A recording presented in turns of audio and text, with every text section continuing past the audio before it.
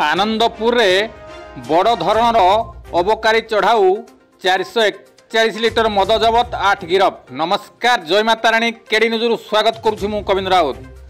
केन्दुझर जिला आनंदपुर अबकारी थाना अंचल रे आज केन्दुझर जिला अबकारी अध्यक्ष सीताकांत मुदुली निर्देश रे संबलपुर गुइंदा अबकारी निरीक्षक श्रुतिकांत राउत, अबकारी उपनिरीक्षक हेमंत महानंदिया, घटगां अबकारी उपनिरीक्षक कृष्णचंद्र परिडा, केन्दुझर मोबाइल स्क्वाड उपनिरीक्षक दिलेश्वर नायक, आनंदपुर उपनिरीक्षक नरेंद्र कुमार प्रधान प्रमुख सदल बले चढ़ाऊ करी मार्सापार ग्रामर भीमसेन किस्कू, निमाई मुर्मू, सीताराणी मुर्मू, सुआपुर ग्रामर सस्मिता तंती, मंजुलता दास, मिर्जा सोरेन और रोटुआ ग्रामर सरस्वती मुर्मू को मद सहित गिरफ कराई।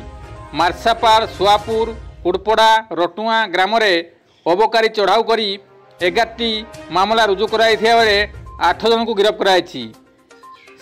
441 लिटर महुली मद जबत कराई बेले 2250 किलोग्राम महुल पुच जबत करी नष्ट कराई।